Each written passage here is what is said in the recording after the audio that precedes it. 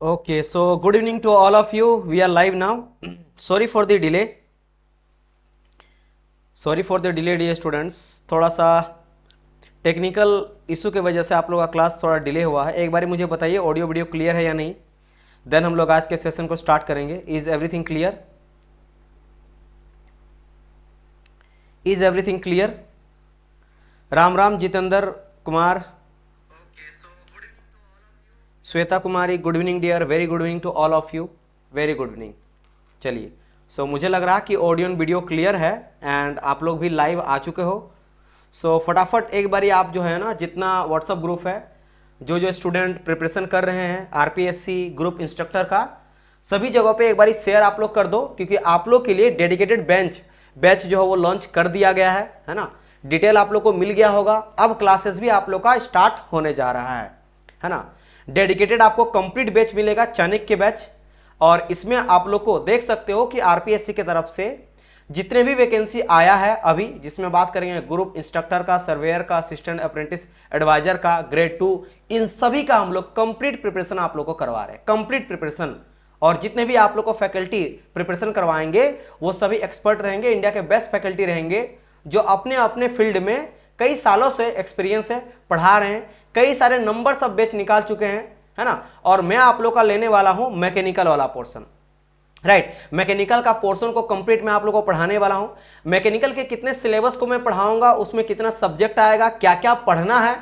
देखिए, एक चीज मैं आपको बता देता हूं, किसी भी एग्जाम को क्वालिफाई करने के लिए बहुत इंपॉर्टेंट ये हो जाता कि आप सिलेबस को सही ढंग से, यानी जो पढ़ रहे हो ना, वो जो सिलेक्शन आप करते हो उन चीजों का सिलेक्शन बहुत सटीक और सही होना चाहिए. अगर आपका सिलेक्शन ही गलत हो जाता है तो फिर एग्जाम नहीं निकलता है. जैसे कई सारे स्टूडेंट को ये लगता है ना कि मैं भी निकाल लूंगा, मैं भी निकाल लूंगा, तो आप देखोगे कई सारे स्टूडेंट तो 10 साल तक प्रिपरेशन करते रह जाते लेकिन जॉब नहीं निकलता है ना. समझ गए मेरी बात कि नहीं? तो आपको अगर ये लगता कि आज के टाइम पे जब इतना कंपटीशन है, देखिए मैं आज के टाइम पे सही कंपटीशन फिर भी मानूंगा, मतलब नहीं मानता हूं मैं सही कंपटीशन. जो सही तरीके से पढ़ते हैं, एक सही स्मार्ट वे में पढ़ते हैं, उनका कंपटीशन बहुत कम है. लेकिन होता है कि कुछ भी पढ़ते रहना, मतलब ये नहीं कि भाई सिलेबस आपने देखा, मैकेनिकल का देखा और कोई भी सब्जेक्ट मिला और कोई भी बुक उठाया, कोई नोट्स उठाया, पढ़ने लग गए. ऐसे जॉब नहीं निकलता है. क्योंकि अगर इस तरह से जॉब निकलता ना, तो भाई साहब लाखों बच्चे अप्लाई करते हैं और हजारों बच्चे अप्लाई करते हैं, सबका सिलेक्शन हो जाता है. और ऐसा नहीं है कि जितने बच्चे इस फॉर्म को अप्लाई किए हैं वो कोई भी ऐसा तो नहीं कि पूरी तरह से बोल सकते हैं कि भाई फ्रेशर हैं कि चलो फॉर्म भर दिया, पढ़ेंगे पढ़ेंगे, मन करेगा तो पढ़ेंगे, मन करेगा तो नहीं पढ़ेंगे. मेरा पॉइंट ये है, सिंपल है कि सारे बच्चे सीरियस हैं, सब कैंडिडेट्स चाहते हैं जॉब निकालना, है ना. लेकिन फिर भी कुछ ही बच्चा का सिलेक्शन हो पाता है, मेहनत करने के बावजूद भी, पूरा सीरियस रहने के बावजूद भी. The point is selection of material, selection of course study, जो मटेरियल होता है उसका आप सिलेबस को किस तरह से एनालिसिस कर रहे हो, पीवाईक्यू को कैसे एनालिसिस कर रहे हो, क्या पूछा जाता है उन सबको पढ़ना, और जो आपके लिए इंपॉर्टेंट नहीं है उसको लेफ्ट भी करना पड़ेगा, उसको छोड़ना भी पड़ेगा. क्योंकि एंड ऑफ द डे यहां पे आप पीएचडी करने के लिए नहीं आए हो, इस बात को ध्यान रखना. आप कोई भी स्टूडेंट यहां पे नहीं चाहता कि मैं पीएचडी करना चाहता हूं, है ना, और किसी को सेमेस्टर का एग्जाम भी नहीं देना है. इसलिए आपको उतना ही पढ़ना है जितना आपके एग्जाम के लिए निकालना, आपको जॉब निकालना. सिंपल सा लॉजिक है. एक बारी जॉब निकल जाएगा, है ना, जॉब निकल जाएगा, उसके बाद जितना ज्ञान लेना है ज्ञान लो और पढ़ाई करते रहो. सो हम लोग यहाँ पे आप लोग के लिए मेहनत करने वाले हैं, पूरी टीम लगेगी, और जब तक आपका सिलेक्शन नहीं होता तब तक आपको लिए पूरी तरह से डेडिकेट हो गए. इस बैच में हम लोग फोकस करने वाले, पूरी टीम फोकस करेगी. बेस्ट से बेस्ट फैकल्टी आपके द्वारा लाया जा रहा है. चाहे आप ड्राइंग वाला का बात करेंगे तो इंडिया के बेस्ट फैकल्टी ड्राइंग में आपको मिलेगा, ईडी वाले, जो इंजीनियर मैकेनिक्स वाले. अगर मेरा बात करता हूं तो मैं कई सारे बड़े इंस्टीट्यूट में ऑलरेडी मैं पढ़ा चुका हूं, एक्स फैकल्टी रह चुका हूं, हेड ऑफ डिपार्टमेंट रह चुका हूं, जैसे अनअकैडमी हो गया, इंजीनियर्स प्लेटफॉर्म हो गया, है ना. इसके अलावा अगर मैं बात करता हूं कई सारा और भी है, इन्फिनिटी एकेडमी वगैरह है ना. तो इस तरह से कई सारे इंस्टीट्यूट में पढ़ा चुका हूं, अभी भी कई जगहों पे पढ़ाता हूं, साथ ही साथ आपके इंस्टीट्यूट में भी, मतलब यहाँ पे हम लोग पढ़ा रहे हैं आप लोग को, राइट. सो एक्सपीरियंस के मामले में, हाँ, इसी तरह का अगर बात कराया जाए कि सर आईटीआई लेवल में, जैसे आईटीआई लेवल में कई सारा वैकेंसी रिसेंट जो है उसमें हम लोग लगातार जो पिछला कुछ 4-5 बैच है वो आईटीआई का ही था. जैसे कि आईटीआई का बात करेंगे, आईटीआई प्रिंसिपल का, या आईटीआई का ट्रेनिंग ऑफिसर का, जैसे एमपी में आया था, है ना, MP ITI TO training officer, वो आईटीआई लेवल पे ही था, है ना। उसी तरह आईटीआई था, आईटीआई प्रिंसिपल, वो एमपी में भी आया था, मध्य प्रदेश में भी आया था, हरियाणा में भी आया था और बिहार में भी आया था। तीनों को हम ही लोग पढ़ाए थे। यही टीम मिलके हरियाणा में भी हम लोग करवाएं, अभी जस्ट एग्जाम हुआ, बिहार में भी करवाएं बीपीएससी आईटीआई प्रिंसिपल, है ना, एचपीएससी आईटीआई प्रिंसिपल, और एमपी में आया था एमपीएससी आईटीआई प्रिंसिपल, और साथ ही साथ एमपी में टीओ का भी आया था। और फिर से एक इसी तरह का आईटीआई लेवल का यहाँ पे वैकेंसी है ना, जो आपको यहाँ पे बीटेक, डिप्लोमा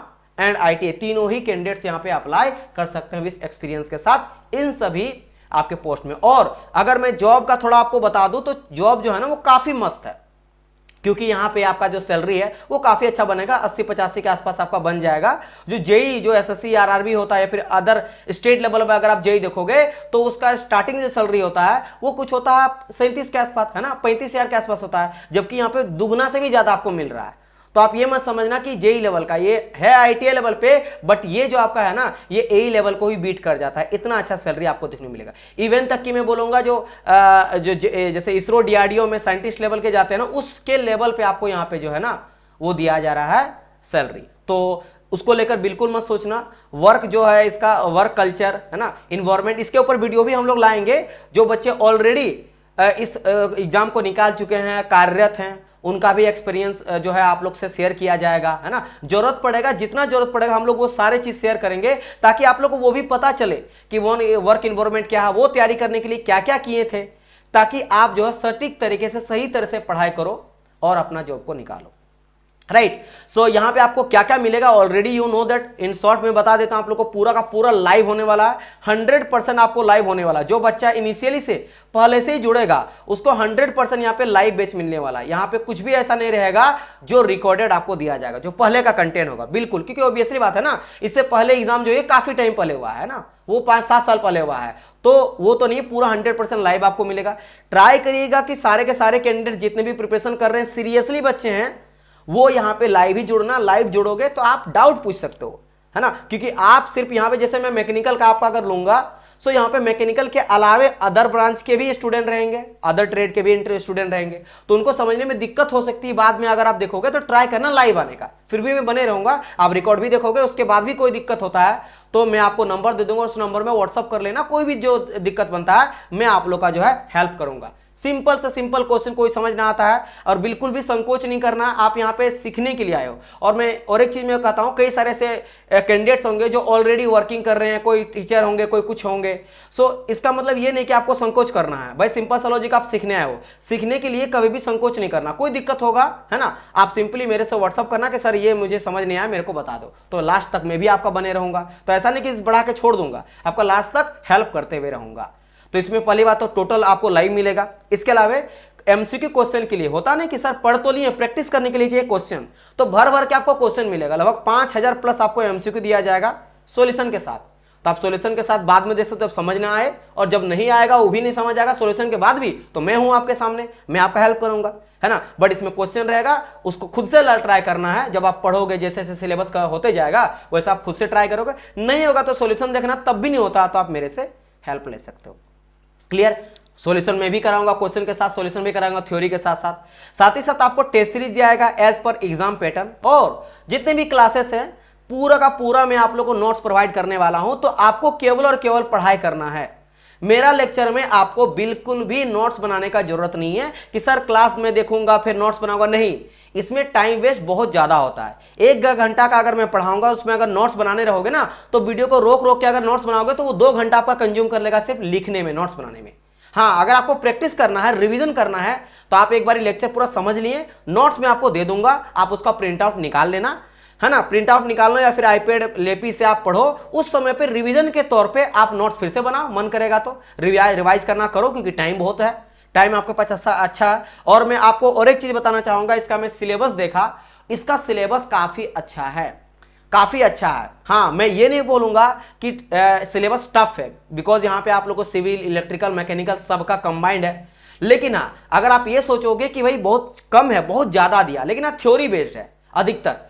10 से लेकर 15% न्यूमेरिकल पूछा गया कुछ कुछ पार्ट में, जैसे मैं एज ए मैकेनिकल फैकल्टी में बता रहा हूं, मैकेनिकल वाले पार्ट से 10 से मतलब 10% आउट ऑफ 100 अगर मैकेनिकल का सिलेबस में बोलूंगा तो 10 से 15% न्यूमेरिकल टाइप पूछा, वो भी बहुत ही सिंपल टाइप से, एक दो कॉम्प्लेक्स पूछा गया, लेकिन बाकी जो 80 से लेकर 85% है वो थ्योरी बेस्ड है। और थ्योरी बेस्ड मतलब क्या, आपको पढ़ना बहुत ज्यादा है, आपको थोड़ा बहुत चीजें रटना भी पड़ेगा कि कई सारा आप देखोगे इंस्ट्रूमेंट के बारे में पढ़ना है ना, marking instrument, measuring instrument, cutting instrument, hand instrument, hand tool के बारे में पढ़ना है, कई सारा मटेरियल पढ़ना है, अलग अलग इंजीनियरिंग मटेरियल, उसका प्रॉपर्टी पढ़ना है।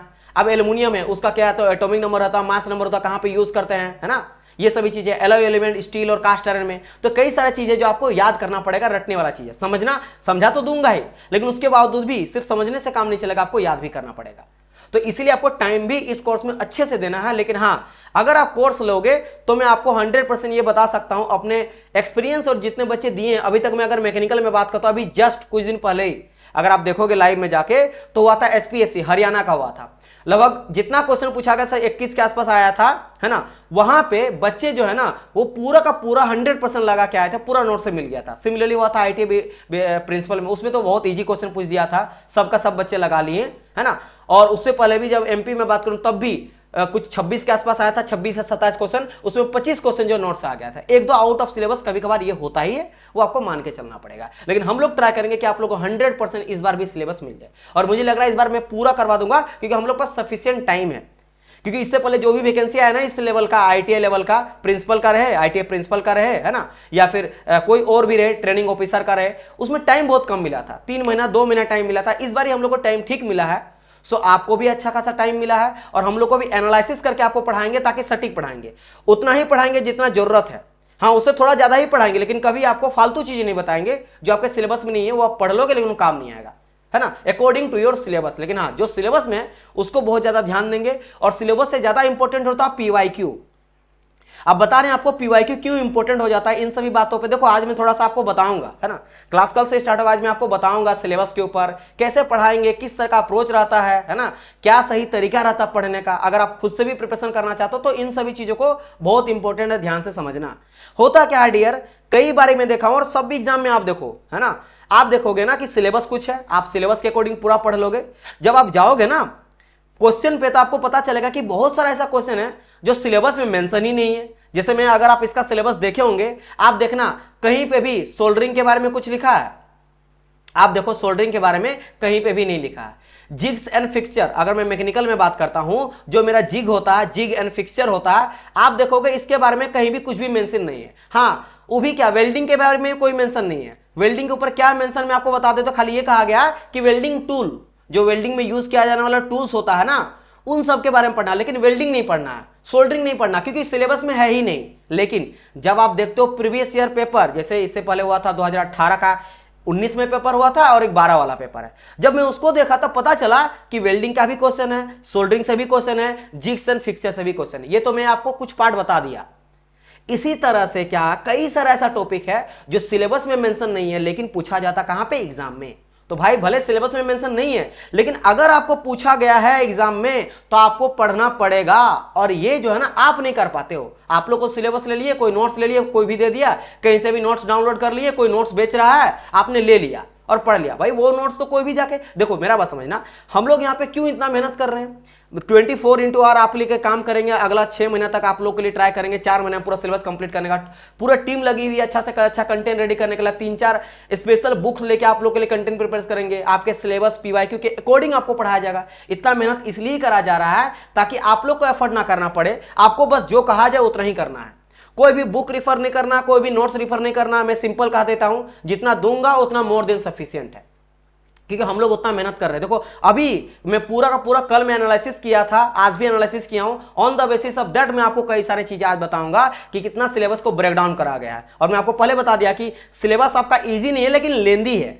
लेंदी इजी में अंतर होता है। इजी मींस क्या होता है कि भले न्यूमेरिकल रहा लेकिन इजी है। ये लेंदी है, बहुत खींचा, बहुत लंबा लंबा टॉपिक दिया है, बहुत थ्योरी टॉपिक दिया, तो आपको पढ़ना पड़ेगा, रटना भी पड़ेगा। हाँ, समझाने का चीज रहेगा A to Z मैं आपको समझा दूंगा with the help of graphics, animation के द्वारा मैं आपको समझाऊंगा, ताकि चीजें बहुत आसान लगे, इजी लगे।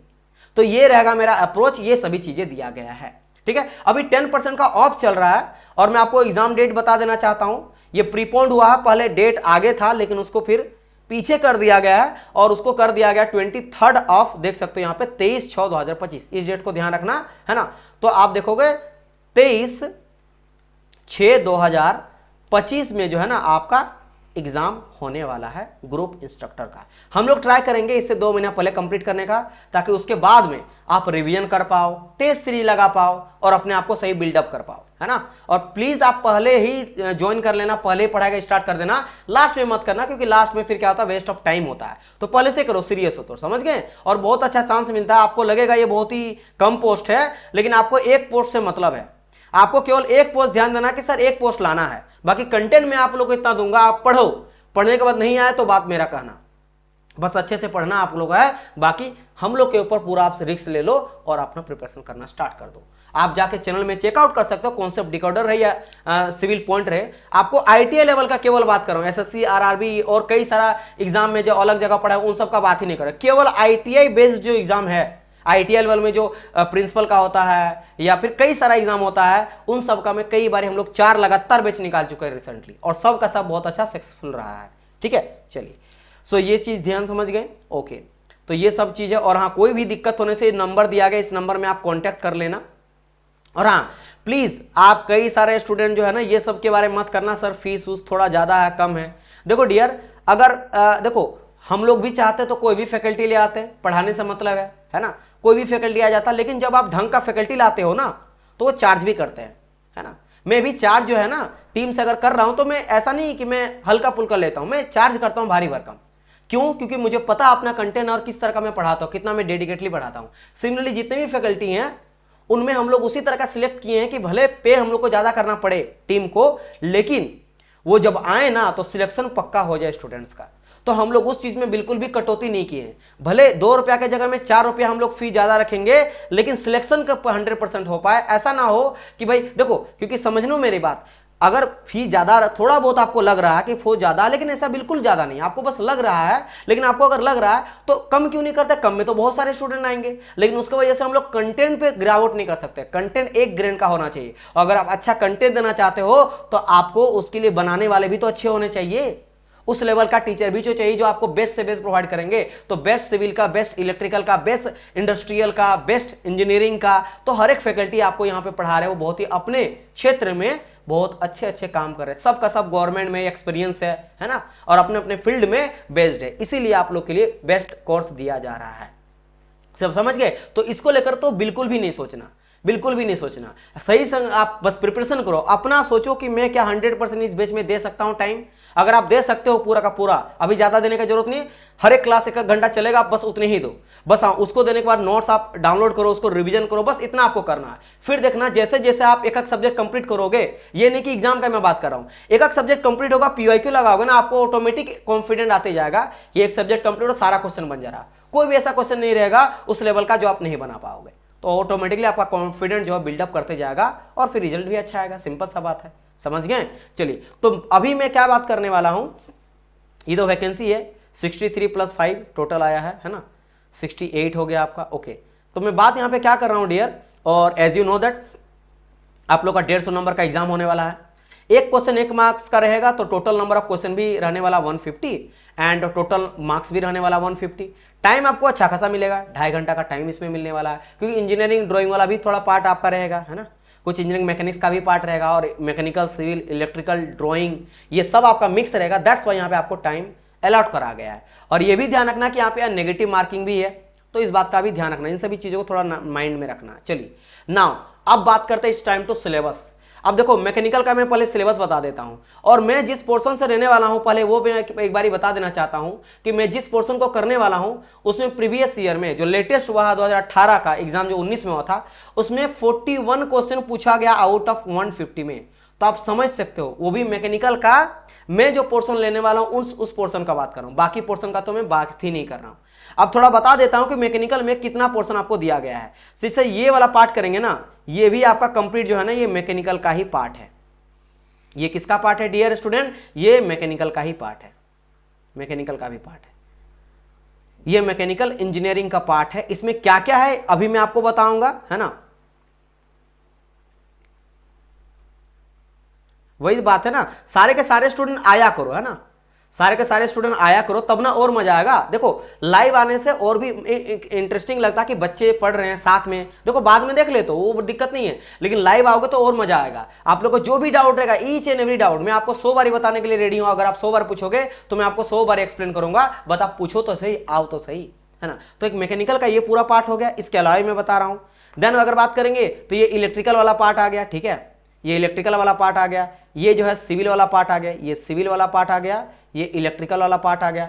4 नंबर आप देखोगे फोर्थ वाला पार्ट जो है ना स्टार्ट होता है, ये भी मैकेनिकल वाला। तो अभी मैं सबको हटा देता हूं, केवल मैकेनिकल वाला पार्ट को डिस्कस कर लेता हूं। यहां से भी स्टार्ट होता है, ये पूरा पोर्शन किसका है डियर, मैकेनिकल का है, ये भी आपका मैकेनिकल का है। और नॉट ओनली दिस, ये जो पूरा पार्ट देख रहे हो ये भी आपका किसका है, मैकेनिकल का ही है। This also part is from the mechanical engineering background, ये भी किसका है, मेरा मैकेनिकल का आपको देखने को मिल रहा है। Is it clear. चलिए बाकी इसके बाद बात करेंगे तो यहाँ पे कुछ जो है इलेक्ट्रॉनिक्स वाला पार्ट है, इलेक्ट्रॉनिक्स वाला पार्ट है, और देन लास्ट में कंप्यूटर वाला पार्ट भी है। नाउ मैं कौन सा सेक्शन लेने वाला हूं, मैकेनिकल में आप लोग को 2 फैकल्टी देखने को मिलेगा फिलहाल, है ना। मैं जो लेने वाले जो 4 वाला पोर्शन में आपको दिया गया ना, इस कंप्लीट को मैं लेने वाला हूं। 4th पार्ट में जितना दिया गया है इस कंप्लीट देने वाला हूं। इसमें कई सारा जो आपका है ना वो जुड़ा गया है, कई सारा पार्ट इसमें मेंशन है, वो मैं आपको ईच एंड एवरी करके ब्रेक डाउन करके आपको बता देता हूं कि कितना कितना पार्ट आपको इसमें देखने को मिलेगा। चलिए तो देखो मैं आपको बताता हूं। देखो सबसे पहले अगर मैं यहां पे बात कर लेता हूं, स्टार्ट करते हैं। जैसे कि यहां से देख लो कॉन्सेप्ट ऑफ स्ट्रेस स्ट्रेन, यहां पे बात कर लेते हैं। सर ये क्या है। सो डियर स्टूडेंट, ये जो पार्ट है ना ये आपका दिया गया सॉम का, आपको इससे ये भी समझ आएगा कि कितना सब्जेक्ट आपको पढ़ना है ना। तो सबसे पहले आ गया यहाँ पे क्या, सॉम का part, strength of material, strength of material, जैसे कि concept of stress and strain, right. इसके बाद अगर बात करेंगे तो यहां पे देखोगे, जैसे कि आप देखोगे mechanical property of ductile and brittle material.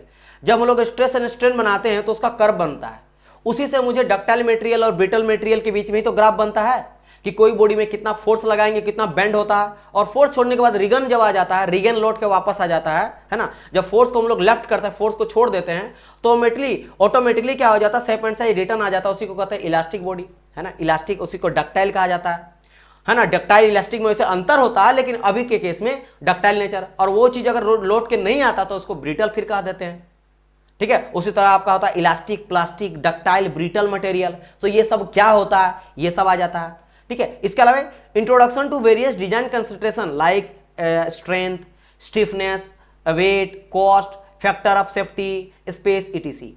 इसके अलावा concept of fracture in ductile and brittle material metals. ये पूरा का पूरा जो पार्ट देखोगे ना, ये कॉम्बिनेशन है किसका किसका, सॉम का और प्लस थोड़ा बहुत इंजीनियरिंग मटेरियल्स का, क्योंकि मटेरियल के बारे में आपको पढ़ना है ना। तो इंजीनियरिंग मटेरियल्स एंड सॉम का ये मिक्सचर रहा है। 4th नंबर पहला लाइन है ना, 2 लाइन एंड 2 के बाद ये पूरा का पूरा आ गया तीसरा लाइन, यहां से लेकर यहां तक मेटल्स तक। ये हो गया एक आपका चैप्टर, एक तरह से 2 सब्जेक्ट आपका इंक्लूड हो गया। नाउ अब आ जाता तीसरा बोल सकते हो क्या, sir heat treatment of steel. यानी हीट ट्रीटमेंट बोले सर, ये इंजीनियरिंग मटेरियल में ही आ जाता है। कोर में इंजीनियरिंग मटेरियल में हम लोग हीट ट्रीटमेंट, जैसे एनिलिंग करते हैं, कार्बोनाइजिंग करते हैं, नेट्रल कई तरह का हम लोग पढ़ते हैं, है ना, वो सब कुछ पढ़ना पड़ेगा। Not only this, heat treatment ही नहीं, आपको यहाँ पे जैसे स्टील एंड एलॉय वाला पार्ट आ, जिसमें हम लोग स्टील पढ़ते हैं, कास्ट आयरन पढ़ते हैं, उसका एलॉय पढ़ते हैं, जैसे कि प्लेन कार्बन स्टील पढ़ना, स्टील में भी प्लेन कार्बन स्टील, फिर एलॉय स्टील, यानी स्टील में कई सारा एलॉय एलिमेंट को ऐड करते हैं, टंगस्टन हो गया, क्रोमियम हो गया, वेनेडियम हो गया, निकल हो गया, ताकि स्टील का प्रॉपर्टी इनहांस हो सके। जैसे स्टील में भी कई तरह स्टील, उसमें एक होता है स्टेनलेस स्टील, जंग रोधी स्टील, तो उसमें क्या क्या मिलाएंगे कि उसमें जंग नहीं लगेगा, कोरोजन नहीं लगेगा, तो वही एलॉय स्टील में ही आ जाएगा। इफेक्ट ऑफ, देखो यही कहा गया topic, effect of alloying element in steel. Steel में हम लोग कौन कौन सा एलॉय एलिमेंट को ऐड करेंगे जिसके वजह से उसमें जो है ना वो रस्टिंग वगैरह नहीं होता है। Effect of alloy element in steel, कई सारा चीज ऐड करते हैं, जैसे क्रोमियम को अगर आप ऐड करते हो, जिसको सीआर कहा जाता है, उसके ऐड करने से जंग वगैरह नहीं लगता। उसी तरह से वेनेडियम जो हो जाता है, टंगस्टन जो होता है, सबको अगर जैसे टंगस्टन हो जाता है उसको ऐड करोगे तो वो हाई टेम्परेचर में अपना मटेरियल का प्रॉपर्टी को बनाए रखता है, मतलब हाई टेम्परेचर में गलता नहीं। जैसे आप आयरन देख लो, लाल हो जाएगा लेकिन पिघलता नहीं, लेकिन लकड़ी देखो जल जाएगा, और कोई जो प्लास्टिक आपका गल जाएगा, लेकिन लोहा आयरन नहीं होता, क्यों, उस टंगस्टन की वजह से। नॉट ओनली दिस, इसी तरह से कई सारा कॉम्बिनेशन ऑफ एलॉय एलिमेंट को मिलाते हैं, वही कहा गया effect of alloy element in steel, कि सबको ऐड करने से क्या क्या, इसीलिए मैंने कहा ना कुछ चीजें रटना पड़ेगा, तो इसमें सब आपको बता दूंगा कि किस किस तरह का मटेरियल को ऐड करते हैं जिसकी वजह से स्टील का प्रॉपर्टी इनहांस होता है। तो यहां पे भी कौन सा पार्ट आ गया, कोर आप बोलोगे, सेकंड नंबर में इंजीनियरिंग मटेरियल कोर हो गया। ये तो सोम के साथ में अटैच था, ये पूरी तरह से आपको इंजीनियरिंग मटेरियल, या तो कभी कभी हम लोग इंजीनियरिंग मटेरियल कहते हैं और कोई बच्चा इसको जानता होगा मटेरियल साइंस है, मटेरियल साइंस, मटेरियल साइंस। तो ये दो आपका हो गया। चलिए आगे बढ़ते हैं। फिर कहा गया composition, application and properties of common engineering materials. Engineering material मतलब वैसा मटेरियल जो इंजीनियरिंग फील्ड में यूज करते हैं। अब बोलेंगे sir what do you mean by engineering field? Engineering field मतलब डियर स्टूडेंट, जैसे कि आपका हो गया कि ऑटोमोबाइल सेक्टर हो गया, कार बना रहे हो, बाइक बना रहे हो, ट्रक बना रहे हो, ट्रेन बना रहे हो, है ना, मशीन बना रहे हो, छोटा से लेकर बड़ा मशीन, चाहे आपका फोन हो गया, लैपटॉप हो गया, बल्ब हो गया, या फैन हो गया, या टीवी हो गया, कुछ भी जो इलेक्ट्रॉनिक या इलेक्ट्रिकल पार्ट हो गया, या मशीन, इतना सारा इंडस्ट्री चलता है, उतना सारा मशीन रहे, उन सभी में यूज किया जाने वाला जो मटेरियल है उसको कहा जाता है इंजीनियरिंग मटेरियल। जो इंजीनियरिंग फील्ड में नहीं यूज करता उसको इंजीनियरिंग मटेरियल। और by the way most of the case में अधिकतर जो आता है वो मेटल वाला पार्ट ही आपको देखने मिला इंजीनियरिंग मटेरियल में। क्योंकि देखो जितना भी मशीन है वो कहीं ना कहीं आयरन आएगा, लोहा आएगा, फेरस मटेरियल, खासकर फेरस जिसमें आयरन रहता है, जैसे कास्ट आयरन हो गया उसमें भी आयरन रहता है, स्टील उसमें भी आयरन रहता है ना। मेनली तो स्टील एंड कास्ट आयरन का भर भर के आपको पढ़ना पड़ेगा। इसलिए देखो कॉमन इंजीनियरिंग मटेरियल का एप्लीकेशन भी पढ़ना है, कंपोजिशन भी पढ़ना है, और प्रॉपर्टीज भी पढ़ना है कि किस किस चीज से मिलकर बना रहता है, कहां कहां पे यूज करते हैं, और क्या क्या प्रॉपर्टी होता है। जैसे प्रॉपर्टीज में ductility, malleability, creep, fatigue, strength, hardness, इसके अलावा हो गया प्लास्टिसिटी, है ना, इलास्टिसिटी, ब्रिटलनेस, समझ गए। ये सब का सब जो है ना, these all are mechanical properties of engineering material. Material नहीं, इंजीनियरिंग मटेरियल। मैं आपको समझाऊंगा मटेरियल क्या होता है, इंजीनियरिंग मटेरियल क्या होता है, ईच एंड एवरीथिंग को बहुत ही अच्छी वे में ग्राफिक्स, एनिमेशन, वीडियोस के थ्रू समझाऊंगा ताकि आपको मजेदार लगे, है ना।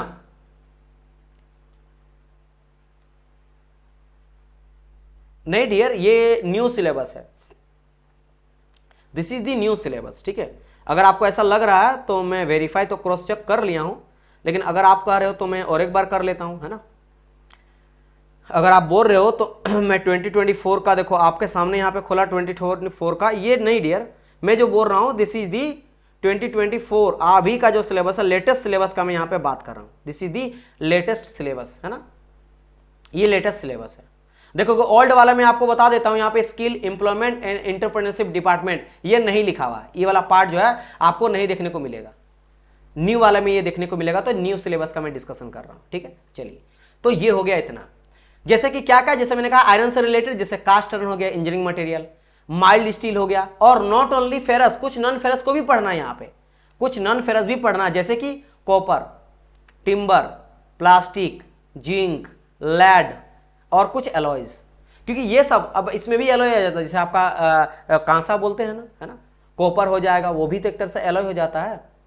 तो सर कई तरह का एलॉय भी आपको पढ़ना पड़ेगा, समझ गए। तो इस तरह से कुछ हम लोग नॉन फेरस का भी मटेरियल, उसका प्रॉपर्टी, उसका एप्लीकेशन, उसका कंपोजिशन पढ़ना पड़ेगा, समझ गए। चलिए, तो यहां से आपका ये दो सब्जेक्ट कंप्लीट हुआ। एक तो सॉम वाला पार्ट आया जिसमें कुछ इंजीनियरिंग मटेरियल का आएगा टॉपिक, और एक कोर इंजीनियरिंग मटेरियल आपको पढ़ना पड़ेगा जिसमें मोस्ट ऑफ द आप सारे चीज बात किए हम लोग, कंपोजिशन, एप्लीकेशन, प्रॉपर्टीज, है ना, स्टील एंड कास्ट आयरन का, और कई सारा नॉन फेरस का भी बात कर दी। चलिए, ये दो। अब आ जाता तीसरा सब्जेक्ट यहां से स्टार्ट, इस लाइन के बाद देखो अब मैं हटाता हूं। अब देखो तीसरा टॉपिक आ जाता क्या यहां पे, name, functions, material and specification of common hand tool. अब बोलेंगे सर ये क्या टॉपिक है?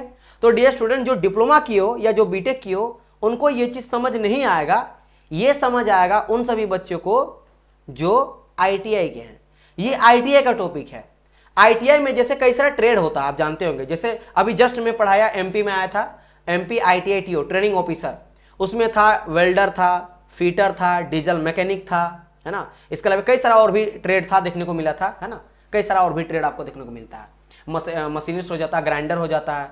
सो उन सभी का पार्ट होता है। उसमें क्या होता है, कई तरह का टूल यूज करना पड़ता है, जिसमें क्या क्या जाता है, हैंड टूल, होल्डिंग टूल, है ना, holding devices, cutting tool, measuring and marking tool use in carpentry, welding and seat metal. इसका मतलब ये समझ लेना कि आप लोग को लगेगा सर वेल्डिंग लिख दिया, वेल्डिंग पढ़ना है क्या? नहीं, वेल्डिंग पढ़ना नहीं है, आप समझे नहीं। यहां ये बोला है कि जितना तरह का आपका हैंड टूल होता है, क्या हैंड टूल होता है, वो पढ़ो, जितना तरह का होल्डिंग यानी पकड़ने के लिए, पकड़ने के जो टूल यूज करते हैं वो आपको पढ़ना पड़ेगा। जितना तरह का होल्डिंग डिवाइसेस भी इसी में आप कर सकते हो, है ना, डिवाइसेस आ गया। इसके अलावा कटिंग कितना तरह का टूल यूज करते हैं उन सबको आपको पढ़ना पड़ेगा, है ना। इसके अलावा कुछ आपका मेजरिंग होता है जो मेजर करने के लिए काम में आ जाता है, मेजरिंग टूल आपको पढ़ना पड़ेगा। कुछ आपको यहाँ पे मार्किंग करने का टूल आ जाता है तो आपको मार्किंग करने के लिए यूज करना पड़ेगा। तो कई सारे एग्जांपल यहाँ बोलेंगे सर कुछ एग्जांपल दो तब तो समझ आएगा क्या पढ़ना क्या नहीं, समझ ही नहीं आ रहा। जैसे मान लो हैंड पे यूज किया जाने वाला सारे टूल तो आपको सब पढ़ना पड़ेगा। जैसे हैमर, हथौड़ा, आप हाथ से चलाते हो वो पढ़ना। मेलेट जो लकड़ी का होता है हथौड़ा उसको मेलेट कहते हैं, वो आपको पढ़ना पड़ेगा। सीजर आप हाथ से चलाते हो, है ना। आप जो यूज करते हो जो इंजीनियरिंग आपका बॉक्स होता है ना, इंस्ट्रूमेंट बॉक्स होता है, उसमें सभी जो चीज है, डिवाइडर हो गया, स्केल हो गया, हाथ में ही लेके तो यूज करते हो। This all are my hand tool. उसी तरह वर्नियर कैलिपर, है ना, माइक्रोमीटर, इनसाइड आउटसाइड माइक्रोमीटर, और कई तरह का होता है, मेजरिंग टूल, ये सब है हाथ से यूज करते हो, सारे हैंड टूल। आप बोलेंगे सर तो होल्डिंग टूल क्या आ जाता है? होल्डिंग टूल मतलब क्या हो जाता है, कोई चीज को पकड़ने के लिए।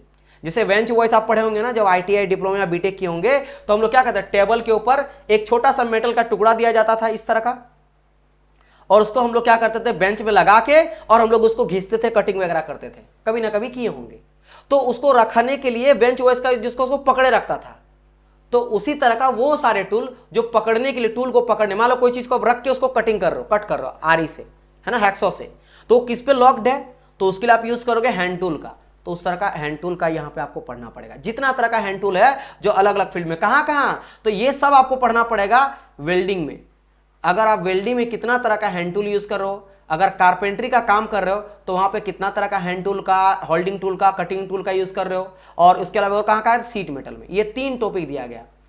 तो इन सब में, सीट मेटल में, कारपेंट्री में और वेल्डिंग में, hand tool, holding tools, cutting tool, measuring. अच्छा, कटिंग टूल क्या था, जो काटने का काम आता है, जैसे हैक्सो, आरी से आप कट कर रहे हो। इसके अलावा ड्रिलिंग हो गया, ड्रिल बीट होता है, ड्रिल मशीन, उससे क्या कटिंग कर रहे हो। ग्राइंडर हो गया, ग्राइंडर भी तो कटिंग करता है, तो टूल ही तो है, वो भी तो काट करता है। जैसे आपका घर का चक्कू, वो भी तो कटिंग टूल है। तो वो सारे टूल के बारे में पढ़ना पड़ेगा जो इंजीनियरिंग मटेरियल को कट करने के लिए। जैसे वेल्डिंग में भी कटिंग, फिनिशिंग करने का काम आता है। कारपेंट्री में कटिंग वगैरह करना, सीट में भी कटिंग करना पड़ेगा, होल्डिंग करना पड़ेगा, है ना। और आ जाता है सर मेजरिंग मार्किंग टूल क्या होता है। जैसे घर का आप नॉर्मली हम लोग क्या होता है, स्केल करते ना, मेजर करते ना, भाई घर कितना बड़ा है। तो कोई भी चीज आप बनाते हो, कोई कंपोनेंट बनाए, कि मान लो मेरे पास देख रहे हो ये पिस्टन है आपका, क्या है ये पिस्टन है, और ये मेरा क्या कनेक्टिंग रड है, इसका अरेंजमेंट है, इसको हर इंजन में लगता होगा। तो ये कितना बड़ा है, इसका डाया कितना बड़ा है, हॉल कितना है, पिस्टन का लेंथ कितना है, इसका डाया कितना है, ये सब आपको पता रखना पड़ेगा ना। ऐसा नहीं है ना कि आप किसी तरह कोई भी शेप का बना दोगे। तो मेजर आपको पहले क्या करना, इंजीनियरिंग जो होते हैं इंजीनियर, वो पहले ड्रॉइंग बनाते हैं, तो ऑन द बेसिस आप मेजर करते हैं कि कौन सा कंपोनेंट के बनेगा, उसका वो पहले मेजर किया जाता है कितना इतना, फिर मार्क करते हैं। ये क्या था, मेटल का पहले पार्ट था, तो मेटल का पहले पार्ट में मार्किंग किए, मार्किंग करने के बाद वहां पे मेजरिंग किए, मेजर सही है, फिर कटिंग करते हैं, और कटिंग करने के बाद जो फाइनल मिला रिजल्ट, उसमें फिर होल्ड करके हैंड टूल के हेल्प से उसको फिनिशिंग करते हैं। समझ गए, एक रॉ मटेरियल से फाइनल प्रोडक्ट तक लाने के लिए सबका जरूरत पड़ता है। सबसे पहले आप डिजाइन किए कि भाई इंजीनियर डिजाइन करता है, तो उसको दिए इतना डाया का, इतना लेंथ का, इतना इसका विड्थ का बनाना मुझे, वो बना के दे दिया ड्राइंग के, हाँ बिल्कुल सही है। तो अब क्या करेंगे, मेटल में लाए, मेटल में मार्किंग वगैरह किए, मार्किंग करने के बाद कटिंग स्टार्ट किए, मशीन में चल गया, कटिंग वटिंग करके आ गया। अब कटिंग करने के बाद उसको फिनिशिंग भी तो करना पड़ेगा, तो होल्ड उसको पकड़ो। जैसे मान लो कि लेथ मशीन है, लेथ मशीन में 3 जो चौक, 4 जो चौक, उसमें क्या करते हैं हम लोग, कोई भी मेटल पीस को लॉक कर देते हैं, उसको फंसा कर रख देते हैं। उसके बाद कोई भी कटिंग के थ्रू हम लोग कटिंग वहां करते हैं। लेथ मशीन में कई तरह का प्रोसेस हम लोग कर सकते हैं, बोचिंग कर सकते हैं, ड्रिलिंग कर सकते हैं, कटिंग कर सकते हैं, फ्लैटनिंग कर सकते हैं। तो वहां पे होल्डिंग डिवाइस का आया 3 जो चौक, 4 जो चौक, है ना, पढ़े होंगे। अगर थोड़ा बहुत भी अगर आपको आइडिया लग रहा होगा और नहीं लगेगा अदर ब्रांच करेंगे तो बिल्कुल टेंशन नहीं ले, एकदम जीरो से आपको बताएंगे। मैं मान के चलूंगा कि आपको बिल्कुल नहीं आता है, तो जो एक्सपीरियंस वाले बच्चे हैं उनको भी समझ आएगा, है ना, कि मजेदार लगेगा स्टार्टिंग से, और जिनको नहीं आएगा उनको बहुत अच्छे से समझ आएगा। और फिर जो काम करते हुए हैंड टूल के हेल्प से भी करते हो, है ना, हैक्सो वगैरह हो गया, सभी चीज इस तरह से। तो ये वाला पूरा पार्ट यहाँ पे हो गया। सो ये जो पार्ट है, ये कौन सा टॉपिक आ गया सर, ये कौन सा चैप्टर में आप लाओगे, इसको किसमें आप मेजर करोगे। तो डियर स्टूडेंट, ये मैं जो रखा हूं, ये मैं किस में रखा हूं माय डियर स्टूडेंट, तो ये आप लोग का आ गया जिसको कहा जाता है आपका कुछ आपका पार्ट्स, इसका वाला वर्कशॉप आप बोल सकते हो, ये पूरा वर्कशॉप में आ गया। तो मैं पीछे क्या कर देता हूं, थर्ड एक आपका क्या आ गया, वर्कशॉप वाला पार्ट, वर्कशॉप। वैसे तो चाहे तो इसको मैं ये भी बोल सकता हूँ, ये पार्ट आ जाता आपका फिटिंग का, है ना, वेल्डर का, ग्राइंडिंग का, है ना, इसके अलावा आपका डीजल मैकेनिक का यानी आईटी वाले ट्रेड का जो है ना, ये वाला पूरा पार्ट है जो वर्कशॉप में यूज, क्योंकि सब में देखो ये सब जो है ना, ये कहां आपको देखने को मिलेगा, this all are hand tool, holding tool, cutting tool, measuring tool, marking tool, कहां देखने को मिलेगा? तो बोलेंगे किसी भी फैक्ट्री में चल जाएंगे ना सर, तो ये देखने को मिलेगा, कहीं भी मशीन बन रहा है तो इन चीजों का यूज करें, इसलिए मैं वर्कशॉप यहां पर लिखा हूं, समझ गए? तो एक तरह से तीसरा सब्जेक्ट हो गया जो आपको मैं पढ़ाऊंगा। चलिए आगे बढ़ते हैं, और ये सब मैं फोटो किसके साथ बनाऊंगा, वीडियो दिखाऊंगा, फोटो एनिमेशन, मुझे मजेदार लगेगा, आप बिल्कुल उसको टेंशन नहीं लेना कि समझ आएगा या नहीं आएगा, पूरा मजेदार लगेगा। इतना मैं पढ़ा दूंगा कि न अदर ब्रांच वाले स्टूडेंट को जो है ना, जो आपका कोर ब्रांच नहीं है, कोर ब्रांच वाले को पढ़ा दोगे, इतना मैं कॉन्फिडेंट आपको करवा दूंगा। ठीक है, चलिए इतना हो गया। अब बढ़ते हैं थोड़ा आगे, इसके बाद अच्छा हाँ, नॉट ओनली दिस, अच्छा थोड़ा कहा गया प्लम्बिंग में भी, फिटिंग में भी, ऑटोमोबाइल में, यहाँ थोड़ा और ऐड कर देता हूं कि वेल्डिंग में, कारपेंटर में, सीट मेटल के अलावे कहा गया यहाँ पे क्या, प्लम्बिंग करने में, है ना, प्लम्बिंग किया जाता है ना, प्लम्बर जो लोग होता है वहां पे भी इस तरह टूल का यूज करते हैं। फिटिंग शॉप में, फिटिंग शॉप जैसे मान लो आप कार का फिटिंग शॉप है ना, ऑटोमोबाइल पार्ट्स का फिटिंग शॉप है, मशीन का फिटिंग शॉप है, तो वहां पे भी, और साथ ही साथ और कहा गया ऑटोमोबाइल में, ऑटोमोबाइल मतलब समझ गए जितने भी आपका ऑटोमोबाइल है, बाइक, कार, दिस दैट, ये सब चीजें, इन सभी जगहों पे इन सभी टूल्स के बारे में, यानी समझ गए ना, हैंड टूल आपको 4 बार पढ़ना, मतलब कि वैसे हैंड टूल पढ़ना जो वेल्डिंग में यूज करते हैं, फिर वैसे हैंड टूल पढ़ना जो कारपेंटर में यूज करते हैं, वैसे हैंड टूल जो सीट मेटल में यूज करते हैं, वैसे हैंड टूल जो प्लम्बर में यूज करते हैं, वैसे हैंड टूल फिटिंग में, वैसे हैंड टूल जो ऑटोमोबाइल। ऐसा नहीं है कि आप 10-12 पढ़ लिए सर हो गया, नहीं, वेल्डिंग में कैसा कैसा हैंड टूल, सीट मेटल में कैसा कैसा हैंड टूल से, आपका कारपेंट्री में कैसा हैंड टूल, प्लम्बिंग में कैसा हैंड टूल, फिटिंग में कैसा हैंड टूल, ऑटोमोबाइल कैसा hand tool, similarly holding tool के अलग अलग जगहों पे कहां कहां कैसे कैसे यूज करते हैं, क्योंकि हर जगह पे अलग अलग तरह का cutting tool, holding tool, marking tool, measuring tool, ये बहुत बड़ा सेशन है बाय द वे, ये बहुत लेंदी है, इसी में बोल रहा हूं इसको याद और रटना पड़ेगा, कई सारी चीज अलग अलग पार्ट्स है, समझ तो जाओगे सर हैमर है थोड़ा है, कहां कहां यूज करेंगे, तो आपको कुछ चीजें पढ़ना पड़ेगा लेंदी तरीके, इसलिए मैं आपको फोटोज के साथ बताऊंगा ताकि थोड़ा समराइज होकर लॉन्ग टाइम तक याद रह सके। ठीक है, चलो ये वाला पार्ट हो गया, अब मैं थोड़ा हटाता हूं, अब आ जाते हैं फिर से एक नया आपका चैप्टर, कहां से स्टार्ट होता है, यहां तक हो गया था मेरा hand tool, tool, measuring, marking, carpentry, plumbing, automobile, यहां तक। अब देखो डिस्क्रिप्शन ऑफ वर्क बेंच, ये बेंच वर्क होता है, फिर specification of and classification of lathe machine, drilling machine, यहां तक। ये वाला पार्ट कौन सा आ जाएगा सर, ये मेरा लेथ मशीन का पार्ट आ जाता है, ये लेथ मशीन वाला पार्ट आ जाता है ना, कटिंग में आ जाता है, बेसिकली मशीनिंग का बोलेंगे ये अगर आप बोलोगे तो ये मशीनिंग वाला पार्ट आएगा, मशीनिंग। ये देखोगे जो मैकेनिकल वाले हैं ये बहुत बड़ा होता है, रेलवे जेई वगैरह में बहुत बड़ा सेक्शन होता है मशीनिंग का, इसमें सारे लेथ मशीन, उसका पार्ट्स, वर्किंग फंक्शन, ड्रिलिंग के बारे में, तो इसी में देख सकते हो कि आपको क्या क्या पढ़ना है। पहले बात बेंच वर्क, वही मैंने कहा था बेंच वर्क, जिसे पकड़ के काम वगैरह करते, कटिंग करते, कुछ भी काम कर सकते हैं। उसके साथ टाइप्स ऑफ लेथ मशीन, एक लेथ मशीन नहीं, सारे लेथ मशीन के बारे में आपको पढ़ना है, सारे ड्रिलिंग मशीन के बारे में पढ़ना है, उसका यूज कहाँ करते हैं, अलग अलग तरह का लेथ मशीन के बारे में यूज करेंगे, पार्ट्स के बारे में आपको पढ़ना पड़ेगा, तो ये वाला टाइप हुआ लेथ एंड ड्रिलिंग मशीन। अब आ जाता क्या, फिर और एक topic, press work of the seat metal, types and property and उसका टाइप्स एंड प्रॉपर्टी, यानी देखो अब यहां पे देखो एक न्यू आपका टॉपिक स्टार्ट होता है, क्या भाई मेरा हो गया press working of seat metal, यानी कि बेसिकली बात करा सीट मेटल का, तो एक नया फोर्थ आ गया सीट मेटल।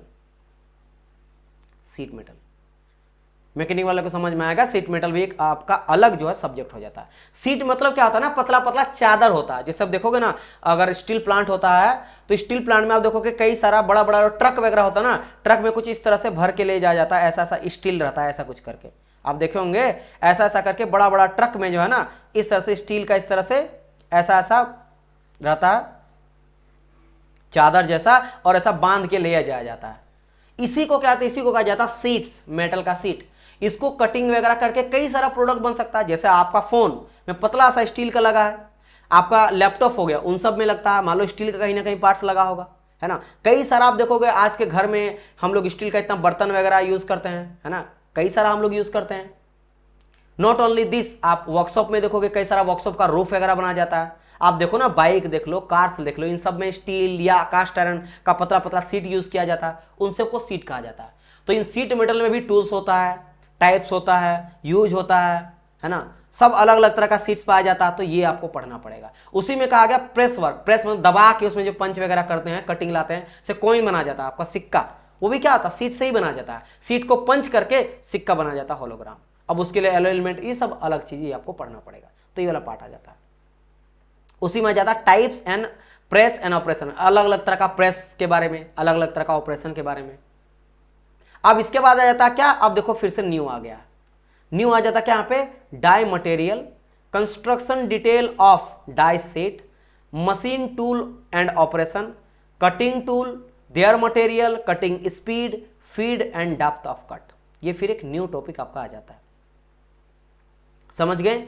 इसमें आपको क्या पढ़ना है, इसमें जो टॉपिक है ये वाला आपका है, इसमें हम लोग देखते हैं 5th में बोल दूंगा, जो आपका टूल एंड डाई वाला पार्ट आ जाता है, जिसके हेल्प से हम लोग सारा काम करते हैं, वो वाला पार्ट आ जाता है ना। साथ ही साथ इसमें आपका प्रेस वर्क वगैरह भी आ जाता है, और इसमें कई सारा जैसे फीड वगैरह कैसे देते हैं, स्पीड हम लोग कितना लेके चलते हैं इंजन वगैरह में, है ना, डेप्थ ऑफ कट कितना लेके चलते हैं, ये आपको पढ़ना है। तो ये वाला कुछ देख सकते हो एक तरह का, यहाँ पे एक सॉम हो गया, कोर अगर बात करता हूँ, second engineering material, third workshop, fourth machining, और फिफ्थ यहाँ पे 1 2 3 यहाँ पे 4 आ जाएगा ना डियर, ये 5 हो जाएगा और ये 6 हो जाएगा, ठीक है। 5 हो गया सीट मेटल, और छठा हो गया tool die feed depth of cut, ये सब आ गया आपका। 6 तो सब्जेक्ट आपका यही हो गया, है ना। चलो अब बढ़ते हैं आगे। अब 12 आ जाता है आपका ऑटोमोबाइल वाले पार्ट का। ऑटोमोबाइल मतलब अब हम लोग ये जानेंगे, इसके बाद आपको ये बोला गया सिलेबस में पढ़ना है कि आप जो घर में यूज करते हो बाइक्स, है ना, बाइक यूज करते हो, कार यूज करो, जो भी यूज करो, वो काम कैसे करता है, वो इंजन होता कितना तरह का है, उसके बारे में जानना। और ये भी बहुत मजेदार है। हाँ, आपके मैकेनिकल में जितना सिलेबस में है, इसमें अगर कोई समझने वाला टॉपिक है जो थोड़ा सा इंटरेस्टिंग भी है, बहुत मजेदार लगेगा आपको, लेकिन समझदार वाला चीज है, रटने वाला चीज नहीं है ना। बाकी सब में चलो मैं समझा दिया एक बारी, उसके बाद आपको रटना पड़ेगा, याद रखना पड़ेगा। लेकिन ये जो पार्ट स्टार्ट होगा ऑटोमोबाइल का पार्ट, इसमें आप लोग को थोड़ा दिमाग लगाना पड़ेगा, और एक बार अगर मन से लगा के पढ़ोगे तो फिर मजेदार भी बहुत हो जाता है, बहुत इंटरेस्टिंग हो जाता है। क्यों? क्योंकि इसमें देख सकते हो यहाँ पे आपका कुछ कुल मिला के 6 तो सब्जेक्ट हो गया था। इसके बाद यहाँ पे बात कर लेते हैं 7th नंबर में। यहां से स्टार्ट होता सबसे पहले आईसी इंजन।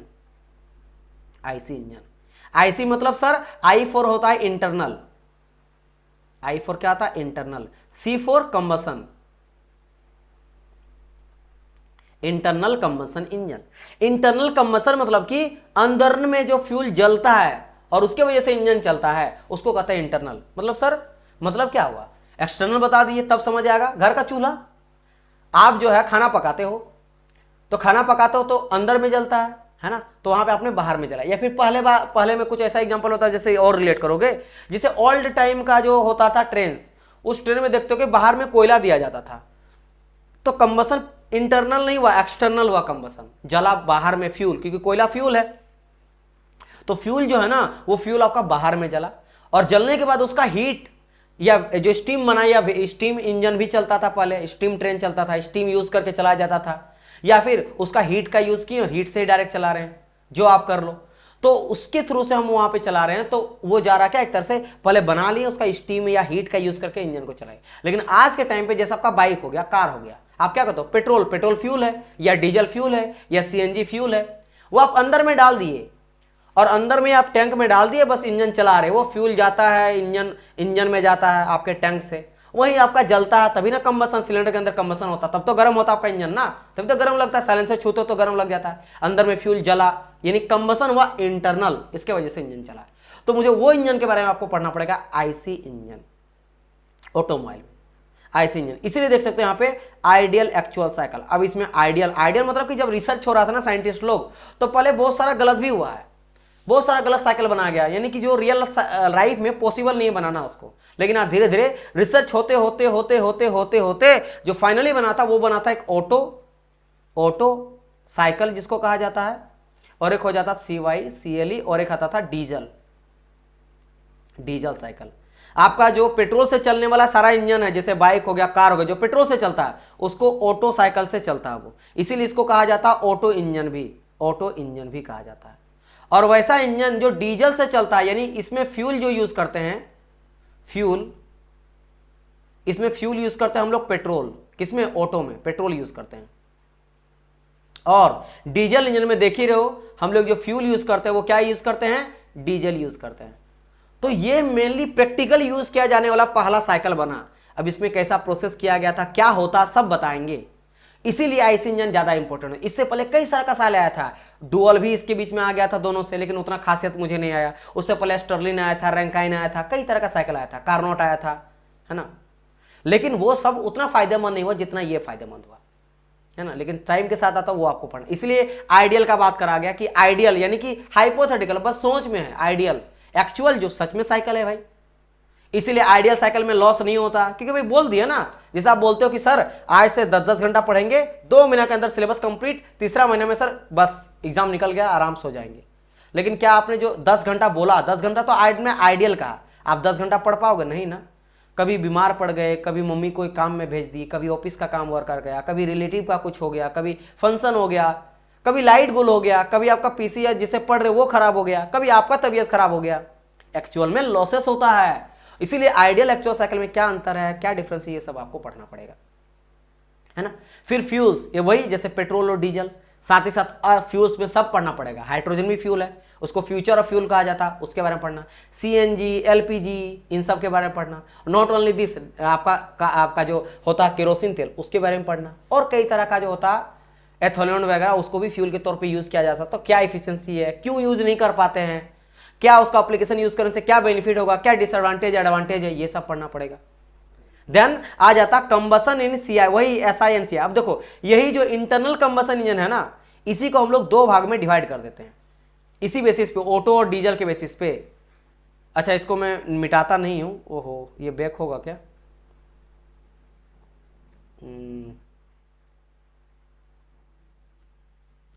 अगर ये बैक होता ना तो सही रहता। चलो कोई नहीं, देखो यही जो आईसी इंजन है ना, इसको 2 भाग में हम लोग डिवाइड कर देते हैं। कौन कौन सा 2 भाग सर, एक हो जाता है आपका एसआई इंजन, एक आ जाता सीआई इंजन। एसआई इंजन का मतलब क्या होता है डियर, स्पार्क इग्निशन, यानी जो फ्यूल, जैसे मैंने आपको कहा था ना, एसआई इंजन किसको कहते हैं, ऑटो को कहते हैं, ऑटो वाले को, ऑटो साइकिल से, या फिर ऑटो इंजन को कहते हैं, ऑटो इंजन को, जिसमें फ्यूल क्या यूज करते हैं, इसमें हम लोग फ्यूल यूज करते हैं पेट्रोल। और इसमें इसको किसको कहते हैं, डीजल को कहते हैं, डीजल वाले को कहते हैं, डीजल इंजन को कहा जाता है। और इसमें फ्यूल क्या यूज करते हैं हम लोग, फ्यूल इसमें यूज करते हैं डीजल। क्यों कहते हैं सीआई सर, क्योंकि इसमें हम लोग जो इंजन के अंदर आता है वो केवल और केवल हवा आता है। हवा को कितना कंप्रेस करो, हवा को इतना कंप्रेस करता है कि हवा इतना गर्म हो जाता है कि जैसे आग, डीजल आता है सिलेंडर के अंदर आग लग जाता है। लेकिन एसआई में क्या होता है कि पेट्रोल हम लोग डाल देते हैं पहले ही, इसीलिए इसमें यूज किया जाता है कार्बोरेटर का। कार्बोरेटर का काम रहता है पेट्रोल को और एयर को मिक्स करने का, एयर और पेट्रोल को मिक्स करने का सिलेंडर के अंदर भेजता है, इसका काम रहता है कार्बोरेटर का। इसीलिए यहाँ पे कार्बोरेटर भी आपको कहा गया है, अगर आप देखोगे ये रहा कार्बोरेटर। लेकिन डीजल इंजन में कोई कार्बोरेटर का यूज नहीं करा जाता, क्यों, क्योंकि वहां पे बाद में डीजल आता है, पहले हवा आता बाद में डीजल। इसमें हवा और पेट्रोल को पहले ही मिक्स करते एक जगह पे, जिसको कार्बोरेटर, फिर इंजन के अंदर डाला जाता है, समझ गए। इसीलिए इसको एसआई कहा जाता है, स्पार्क प्लग। इसीलिए देखोगे ना स्पार्क प्लग, इसीलिए इसमें यूज करते हैं हम लोग स्पार्क प्लग का, स्पार्क प्लग। और स्पार्क प्लग का काम क्या होता है, आग को लगाना, पेट्रोल को जलाने का काम आता है। इसीलिए एसआई इंजन, स्पार्क इग्निशन, मतलब आग लगा किसके वजह से लगा, स्पार्क की वजह से लगा, यानी स्पार्क की वजह से इग्नाइट हुआ, स्पार्क इग्निशन। और इसमें हवा केवल है, तो हवा को इतना कंप्रेस कर दे, इतना गर्म हो जाता है कि डीजल छिड़के और आग लग गया, तो वो आग इतना, मतलब हवा गर्म हो जाता है कि आग लग जाता है। इसलिए कंप्रेशन की वजह से आग लगता है। फिर आप बोलोगे सर ये तो डीजल की वजह से जला, डीजल की वजह से नहीं जला यार, हवा इतना गर्म हो जाता, भाई डीजल को लेकर हवा में छिड़को, क्या हवा में आग लग जाता, नहीं ना, हवा को इतना गर्म करा जाता कि डीजल दिया आग लग गया। तो इसमें डीजल को ना सिलेंडर के अंदर डायरेक्ट इंजेक्ट करा जाता है, और ये पहले ही पेट्रोल को मिक्स करके डाला जाता है, समझ गए दोनों में अंतर। पेट्रोल वाले में क्या किया है कि कार्बोरेटर लिया, वहां हवा और पेट्रोल आया, मिक्स हुआ, फिर सिलेंडर के अंदर गया, मेन इंजन के अंदर। और डीजल इंजन में क्या होता है कि केवल हवा गया सिलेंडर के अंदर और वहीं बाद में आया डीजल। तो ये पूरा टॉपिक आपको पढ़ना पड़ेगा, इन शॉर्ट में आपको बता दिया। सर आप ओल्ड सिलेबस एक्सप्लेन कर रहे हो डियर, मैंने कहा नहीं न्यू पैटर्न है dear, this is the new syllabus, ठीक है, आप बिल्कुल टेंशन ना लो, ठीक है। तो वही देखो यहाँ पे एसआई इंजन हो गया, है ना, सीआई इंजन हो गया, फ्यूल इंजेक्शन सिस्टम हो गया। देखो ओल्ड वाला भी मेरे पास है और न्यू वाला भी मेरे पास है, ओल्ड वाला भी मेरे पास है और न्यू वाला भी मेरे पास है। अगर आपको लग रहा है ना कन्फ्यूजन, तो एक काम करो, मेरा नंबर दे देता हूं 8210989049। मेरे को लेटेस्ट वाला भेजो तो डियर आप व्हाट्सएप में, आपको अगर लग रहा है, फॉर योर काइंड इन्फॉर्मेशन। मेरे पास ओल्ड वाला भी है और न्यू वाले भी है, क्योंकि जब बार बार आप बोल रहे हो ना, तो बार बार मैं आपसे कह रहा हूं कि उसमें क्या था, मैं आपको बता देता हूं। डायरेक्ट सेफ्टी से स्टार्ट करा गया था, उसके बाद नेचर ऑफ इलेक्ट्रिसिटी आ जाता है। उसमें केवल कितना तक दिया गया पता है, work done by the constant. उसमें फैक्ट्री एक्ट जो है ना, फैक्ट्री एक्ट 1961 और इसके बाद direct law of parallelogram start कर दिया गया था। नहीं, वो है ही नहीं डियर। इसमें देखो ये इंडस्ट्रियल वाला पूरा पार्ट है, इसमें इंडस्ट्रियल वाला पार्ट जो कि ओल्ड वाला में नहीं था, ये नया वाला में है, ये नया वाला में न्यू ऐड हुआ, ये न्यू ऐड हुआ। और इसके अलावा ये देखो सकते हो, इसमें आपका इंजीनियरिंग ड्राइंग पहले वाले में था, इंजीनियरिंग ड्राइंग पहले वाले में मुझे तो नहीं लग रहा। यहाँ देखो, यहाँ से इंजीनियरिंग ड्राइंग वाला पार्ट भी दिया है, इंजीनियरिंग ड्राइंग का पार्ट दिया है।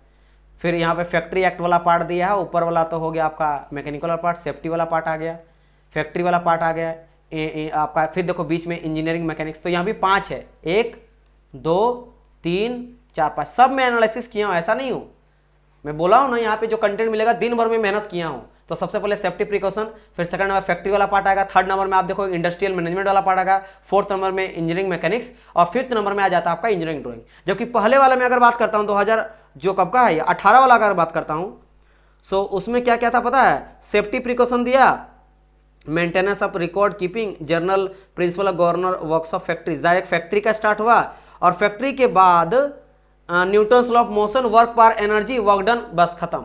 वहां पे कोई इंडस्ट्रियल नहीं है, कोई इंजीनियरिंग मैकेनिक्स नहीं है, कोई आपका इंजीनियरिंग ड्राइंग नहीं है ना, समझ गए। तो this is the new syllabus, समझ गए। Yes sir, it's new. नहीं, क्योंकि बार बार बोल रहे हैं ना, तो स्टूडेंट है गुर्जर जी, आपको अगर लग रहा तो मैं नंबर आपको दे दिया, आपको लग रहा भेजो, आपको अगर कोई लग रहा कि सर ये न्यू है ना, राइट। तो ये हो गया, एक बार मुझे सिलेबस को अच्छी से, और देखो कई सारे बच्चे सोचते हैं कि डायरेक्ट सर पढ़ाना स्टार्ट करो। देखो एक चीज मैं बताता हूं आपको, गधा जैसा नहीं पढ़ना है। अगर गधे जैसे पढ़ोगे ना, तो मैं देखो मैं चाहता हूं सिंपली कि आप सीरियस होकर पढ़ो और कम टाइम में आपका जॉब निकाल लो। गधा जैसा पढ़ना मतलब क्या सर, अच्छा ये सिलेबस मिला, इतना पढ़ना, ये सब्जेक्ट पढ़ना, चलो पढ़ने लग गए। गधे जैसे पढ़ रहे हैं, एकदम पूरा पढ़ते जा रहे हैं, मतलब जो सिलेबस में है नहीं है, क्या पढ़ना क्या नहीं पढ़ना है, क्या पीवाईक्यू में पूछा गया, क्या एग्जाम पैटर्न है, कहां से क्वेश्चन बनता है, सिलेबस में क्या है, इन सबके बेसिस में पढ़ोगे तो आपको ज्यादा अप्रोच रहेगा कम में। इसलिए देखो स्मार्ट स्टडी क्यों कहा जाता है, कि भाई वो लड़का पता नहीं कैसे जो पढ़ा, क्यों कहा जाता है कि वो तेज स्टूडेंट है, वो दिमाग लगाते हैं, वो आपके जैसे गधे जैसे नहीं पढ़ते हैं, बहुत सारे स्टूडेंट जैसा, वो स्मार्ट अप्रोच अपनाते हैं। वो पहले ना 2 दिन भले नहीं पढ़ेंगे, 2 दिन एनालिसिस करेंगे या 4 दिन। मैं तो बोलता हूं कि आप किसी एग्जाम का अगर सेल्फ प्रिपरेशन कर रहे हो तो 1 सप्ताह टाइम भले मत पढ़ो, लेकिन आप एनालिसिस करो। जैसे होता है ना कि सामने वालों को हराना है अगर वर्ल्ड कप में, तो हम लोग पहले ये नहीं कि प्रैक्टिस करने लगते हैं, भाई कौन सा प्लेयर आ रहा है, उसका स्ट्रॉन्ग पॉइंट क्या है, कोई अगर बैट्समैन है तो अगर मान लो रिकी पॉन्टिंग है तो उसका स्ट्रॉन्ग क्या है, वीक क्या है, महेंद्र सिंह धोनी है, विराट कोहली, तो उसका स्ट्रॉन्ग पॉइंट वीक पॉइंट क्या है, ये पहले समझेगा बॉलर, तब ना उसको उस तरह का बॉल डालेगा। अब बोलेगा नहीं भाई मैं तो बहुत अच्छा बॉलर हूं, मैं डालूंगा उसको यॉर्कर, भाई उससे कुछ फर्क ही नहीं पड़ेगा, उसको स्ट्रॉन्ग उसका पॉइंट, उसका वीक पॉइंट में डालो अगर आउट करना है। इस तरह से आपको समझना पड़ेगा, एग्जाम पैटर्न बहुत इंपॉर्टेंट हो जाता है, राइट। तो देखो यही मैं बात कर रहा था, तो ये पूरा आ जाता है आईसी इंजन वाला पार्ट, जिसमें आईसी इंजन का फ्यूल, अब देखो यहाँ पे इंजेक्शन पढ़ना है, फ्यूल को इंजेक्ट कैसे करा जाता है डीजल इंजन में, फिर परफॉर्मेंस आपको पढ़ना है, टेस्टिंग पढ़ना है, एग्जॉस्ट पढ़ना है, एग्जॉस्ट इमिशन पढ़ना है, फिर पोल्यूशन कंट्रोल पढ़ना कि पोल्यूशन क्यों होता है ऑटोमोबाइल से, कौन कौन सा पोल्यूशन होता है, टेस्टिंग कैसे करते हैं, परफॉर्मेंस कैसे फाइंड आउट करते हैं, जो एग्जॉस्ट बाहर निकलता धुआं वो उससे क्या क्या पोल्यूशन कैसे एग्जॉस्ट करा जाता है, फ्यूल कैसे अंदर डाला जाता है सिलेंडर के अंदर, वो पढ़ना है। बाकी SI CI के बारे में तो पढ़ना है, कार्बोरेटर के बारे में पढ़ना ही पढ़ना है। तो ये पूरा पार्ट आ गया आईसी इंजन का, this is the complete part of IC engine. क्योंकि देखो यहाँ पे सिलेबस के बारे में कोई देखने नहीं आएंगे, वो सोचेंगे अच्छा पढ़ाई नहीं हो रहा, डायरेक्ट पढ़ाई करेंगे, है ना। फिर उनको जब बाद में ना समझ नहीं आएगा कि इंपॉर्टेंस, अब यहाँ पे जो बच्चे इसको सीरियसली देखेंगे ना, जब मैं आपको पढ़ाऊंगा तो आपको समझ आएगा कि सर हाँ सर ये सिलेबस में था, इसको थोड़ा सा डीपली पढ़ाओ। और अभी पीवाईक्यू में तो एनालिसिस किया ही नहीं, जब मैं आपको पीवाईक्यू करेंगे तो आपको और समझ में आएगा, अच्छा यहाँ से क्वेश्चन बना है, आपको इतना सिलेबस था सर, यहाँ सिलेबस में यहाँ से क्वेश्चन में, तो इसको सर और फोकस करके पढ़ाओ। बाकी भी पढ़ना है लेकिन उसको ज्यादा फोकस करना है। इसके अलावा आईसी इंजनों के 8th नंबर में अगर बात करा जाए तो 8th नंबर में देखोगे तो यहाँ पे देखो ई व्हीकल, यानी कि इलेक्ट्रिक व्हीकल आज के टाइम पे है, तो आपको इसके भी बारे में पढ़ना पड़ेगा, इलेक्ट्रिक व्हीकल के बारे में। अब देखो इसके बाद आ जाता क्या यहाँ पे RAC air refrigeration system, heat pump, COP vapour compression refrigeration system, different type of refrigerant and for the different, यानी कि आपको VCRS हो गया, बहुत इंपॉर्टेंट होता है, रेफ्रिजरेशन हो गया, है ना, अलग अलग तरह का रेफ्रिजरेंट जिससे ठंडा किया जाता है, जो आपका घर का फ्रिज होता है वो ठंडा कैसे होता है, रेफ्रिजरेंट की वजह से, अंदर में कूलेंट रहता है, उसी कूलेंट को कहा जाता है रेफ्रिजरेंट, उसका टाइप्स कैसे काम करता है, कैसे ठंडा करता है, AC कैसे यूज होता है ना, उसके बारे में जानना, तो ये RAC आ जाता है, इसको लंबा में कहा जाता है रेफ्रिजरेशन एंड एयर कंडीशनिंग। तो ये भी एक 9 तरह का आपका हो गया सब्जेक्ट, 10वां आ जाओ, चलो 9 हो गया, यहां से खत्म हो जाता है, इसके बाद आ जाता है रेक्टिफायर वगैरह का। तो कुछ मिला के ये 9 जो है ना, इतना आपको सब्जेक्ट डील करना पड़ेगा और ये सब मैं आपको पढ़ाने वाला हूं। ठीक है डियर, मैं देख लेता हूं, देखता हूं, बताइए क्लियर यहां पे हुआ?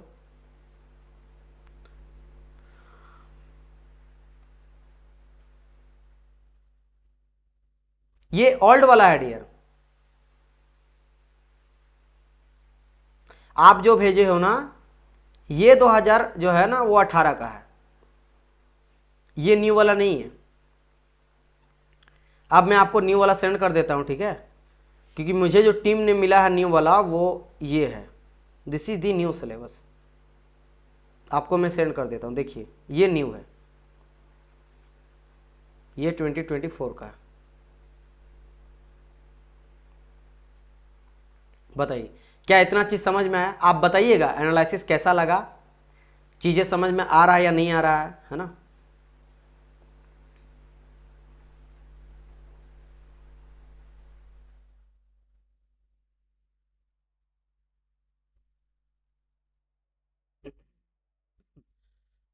सॉरी,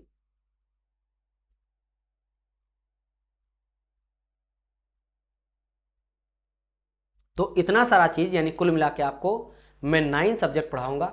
सॉम इंजीनियरिंग मटेरियल, ठीक है, फिर इंजीनियरिंग मटेरियल का पूरा portion, workshop, machining, sheet metal, tool die वाला पार्ट, IC इंजन वाला पार्ट, इलेक्ट्रिक व्हीकल वाला पार्ट और RAC वाला पार्ट, RAC वाला पार्ट, ठीक है। अच्छा, इसमें अलावे सिर्फ, और हाँ, इन सब से कितना क्वेश्चन बना गया थोड़ा वो भी मैं बता देता हूँ। ये जो आपका यहाँ पे मैंने आपको बताना 6 और 9, इन सब से मिला के मैं आपको बता देता हूँ 150 क्वेश्चन में मैं देखा हूँ एनालिसिस करके 41 क्वेश्चन आपसे केवल इस पोर्शन से पूछा गया है, इस वाले से जो 4th नंबर का है ना टॉपिक। अब मैं थोड़ा हटा दूं सबको, या नोट डाउन आप लोग कर लेना बाद में, है ना। इससे टोटल 41 क्वेश्चन पूछा गया है इस वाले पूरा सेक्शन से, यहां इतना और यहां से लेकर इतना, इस पोर्शन से कितना क्वेश्चन पूछा गया है? 41 क्वेश्चन 150 में। तो आप समझ सकते हो कितना इंपॉर्टेंट हो जाता है। तो मैं आपका प्रिपरेशन जो है 41 नंबर का करवाऊंगा मेरा।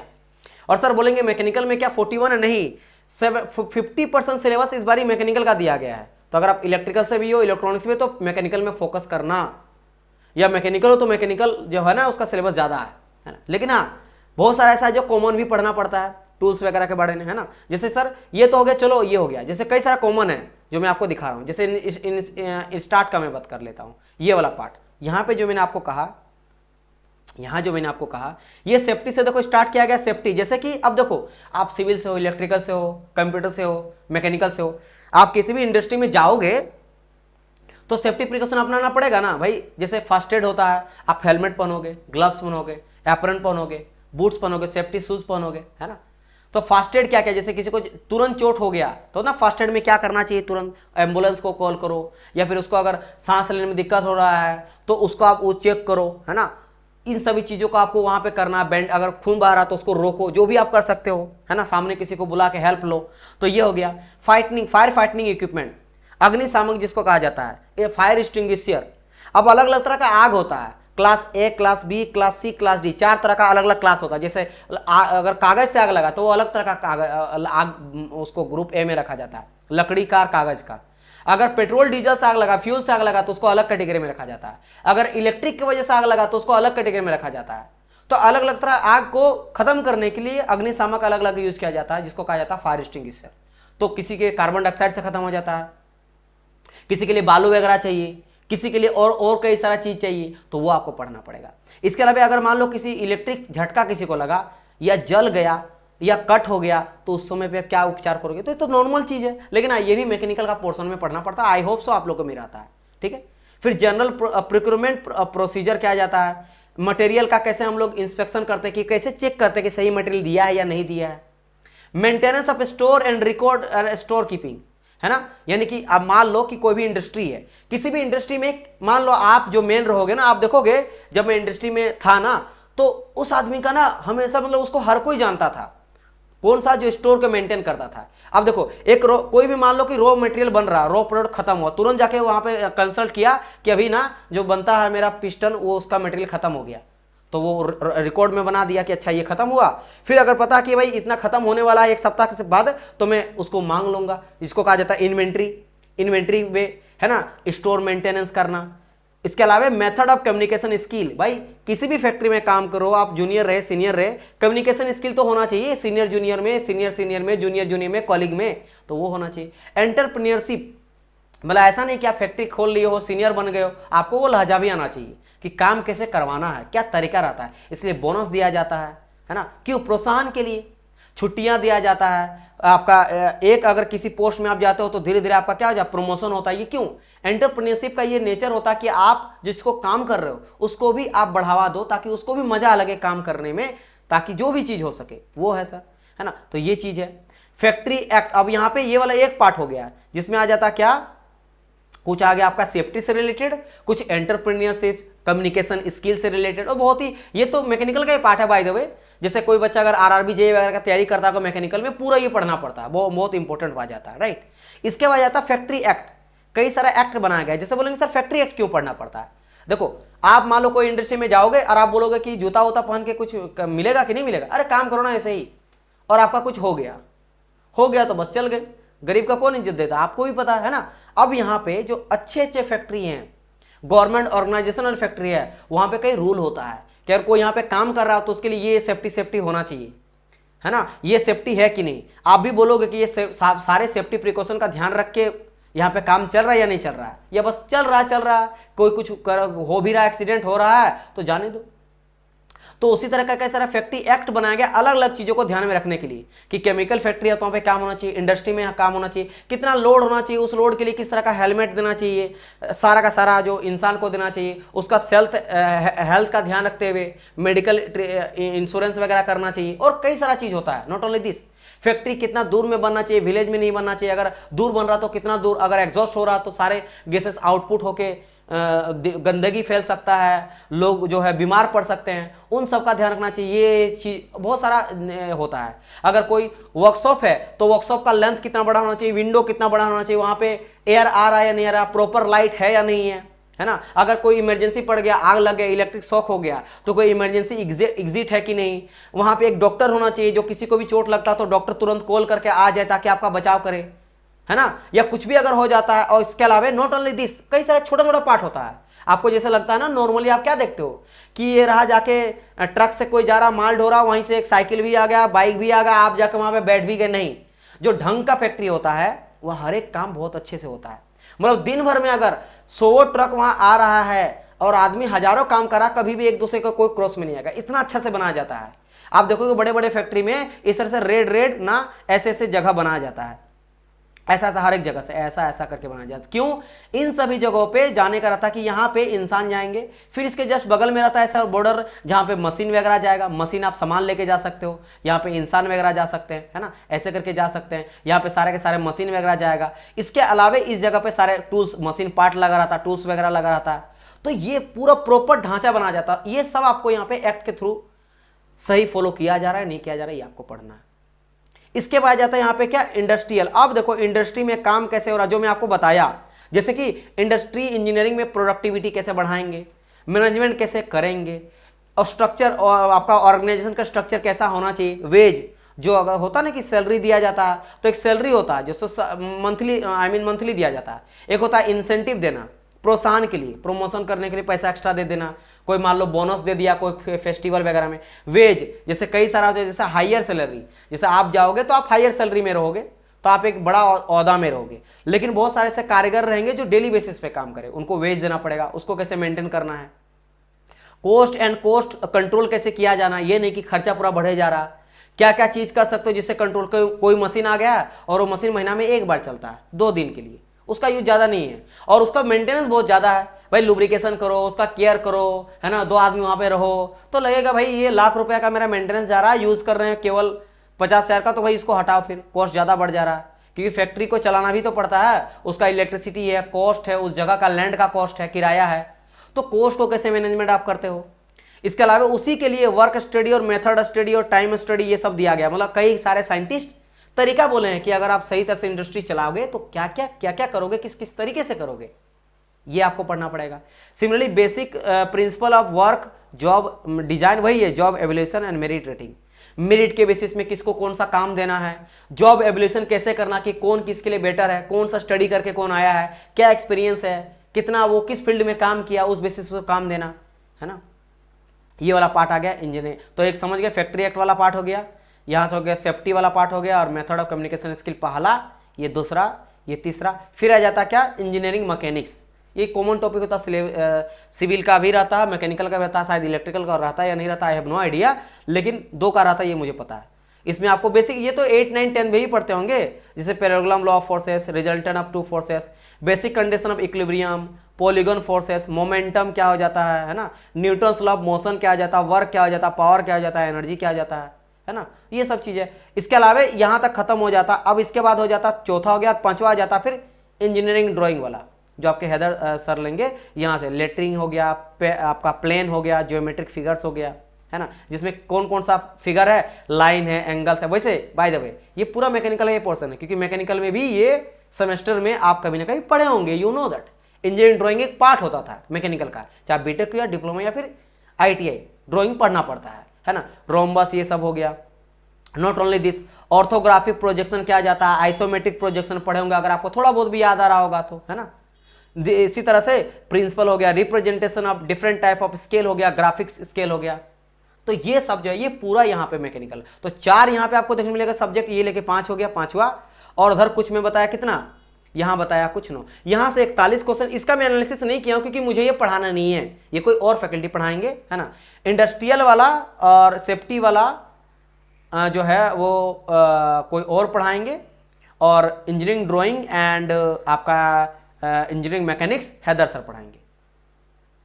एकदम स्पेशल फैकल्टी है जो सब में, जो इस फील्ड में जो बेस्ड है। लेकिन मैकेनिकल का मैं अगर बात करता हूं तो यहां से कुछ 41 हो गया, फिर 41 हो गया, और यहां पे मुझे पता नहीं 30-40 जितना भी 20-30 क्वेश्चन आएगा, तो देखोगे 70-75 आउट ऑफ, मतलब कि 75 आउट ऑफ 150 में मैकेनिकल का पोर्शन से पूछा गया। कुछ कॉमन भी है, कुछ सिलेबस जो है कॉमन भी है जो देखने मिल रहा है।